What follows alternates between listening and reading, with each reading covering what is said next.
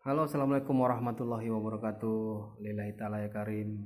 Ilahi anta maksudi warida kamalubi. Bismillahirrahmanirrahim.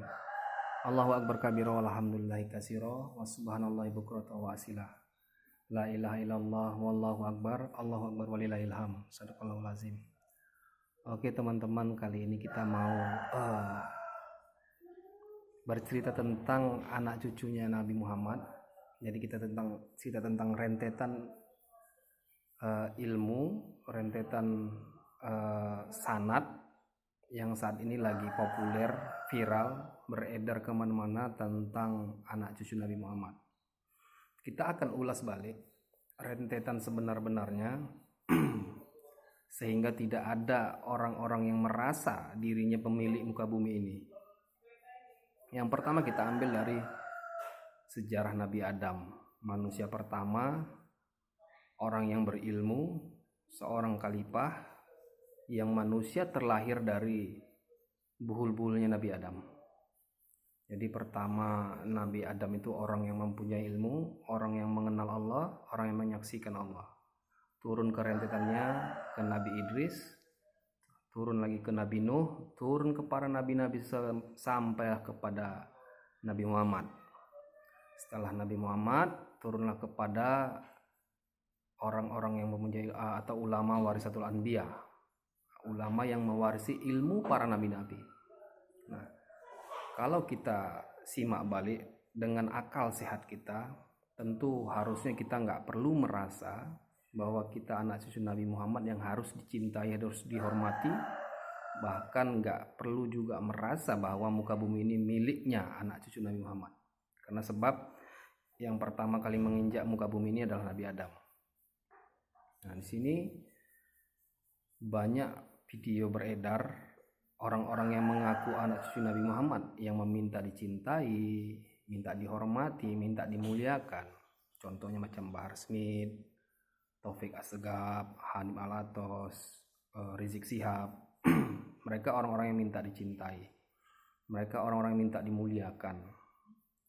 Dengan dalil dasar-dasar sebuah hadis, taraktu fikum amraini, yaitu kutinggalkan dua pusaka yang ketika kita berpedoman kepada keduanya kita tidak akan tersesat selama-lamanya. Nah, mereka memakai dalil itu, yang pertama Quran, yang kedua keluarganya Nabi. Ini yang mereka pakai. Pertanyaannya, pertama di situ kita ambil dalilnya Quran. Ingat ya, dalil pertama itu adalah Quran. Quran itu perkataan Allah. Perkataan Allah itu sekarang di mana? Bukan di kitab. Kitab yang sudah tertulis oleh para sahabat, disusun oleh para sahabat. Nah, Quran yang sebenarnya mana? Pada saat Nabi Muhammad mengatakan itu, kitab itu belum tersusun, belum tertulis. Nah, Quran yang mana sekarang? Yang pertama. Yang kedua, keluarga Nabi. Keluarga Nabi yang mana keluarga Nabi? Karena banyak para nabi kan nggak ada dibuat situ. Keluarga Nabi Muhammad bin Abdullah kan nggak ada. Tapi intinya keluarga Nabi. Jadi keluarga Nabi yang mana sekarang? Mereka itulah dalil yang mereka pakai sehingga terjadi kegaduhan. Karena kalau kita nggak menghormati mereka, nggak mencintai mereka, orang-orang seperti si Taufik, si Bahar Smith, si Rizik, kita bisa masuk neraka menurut pandangan mereka. Padahal yang punya neraka surga itu Allah, dan Allah yang menentukan, Allah yang menjadi hakim bagi umat manusia. Nah, inilah yang perlu kita sikapi, pernyataan-pernyataan mereka yang akibatnya membodoh-bodohi manusia, yang akibatnya mengkultuskan, yang akibatnya menjelekkan ulama yang lain. Karena cara marketing mereka, cara penyampaian mereka itu mengarah kepada harus mereka yang diutamakan. Ulama, kiai itu nomor sekian. Nah, itu banyak tuh dakwah mereka. Itu sebenarnya gaungan mereka, teknik marketing mereka lah. Dan ini yang tidak cocok bagi banyaknya manusia. Karena menggunakan ayat-ayat, memanfaatkan sebuah ayat agar mereka tuh harus dihormati, bahkan mereka itu sering berbuat, contohnya air bekas minum mereka itu berkah, padahal kan nggak pernah itu terjadi kecuali Nabi Muhammad, kecuali para nabi-nabi, kecuali ulama yang mewarisi ilmu para nabi-nabi. Nah mereka ini anak cucu Nabi nggak mewarisi itu. Bukti banyak yang menyimpang, banyak yang berbohong, berdusta atas fatwa-fatwa mereka. Nah ini itu salah satu contohnya. Ada lagi contoh, mereka lelang sorban mereka dengan harga yang mahal, mereka lelang siwak mereka, bermacam-macam mereka buat. Dan ini sangat-sangat bertentangan dengan hati nurani,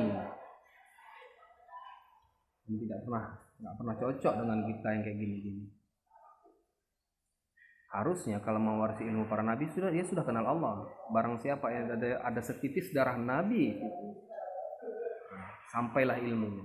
Sekarang mereka bisa buktikan enggak bahwa mereka anak cucu nabi, bahwa mereka sudah mengenal Allah, mereka mengetahui Rasul. Dan itu sebenarnya satu bukti yang perlu kita tanyakan sama mereka. Bukan melalui kitab-kitab. Mengenal Allah bukan di kitab, bukan di kitab-kitab yang tersusun. Itu bukan cara mengenal Allah namanya. Kita mau mengenal Allah kepada orang yang sudah kenal, yang sudah berjumpa sama Allah. Maka belajarlah kita kepada ulama yang sudah berjumpa sama Allah, ulama yang sudah mengenal Allah. Nah, baru benar. Kalau oknum-oknum tersebut mereka saja belum kenal, mereka saja nggak mengetahui, macam mana mereka dibilang ulama yang mewarisi ilmu para nabi-nabi? Kan nggak mungkin. Nah ini menjadi salah ya. Oke lah teman-teman, itu sedikit keterangan, dan ini untuk kita menyehatkan akal sehat kita ya, insya Allah semua atas izin Allah. Lebih dan kurang mohon maaf, zahir dan batin. Billahi taufiq wal hidayah. Assalamualaikum warahmatullahi wabarakatuh.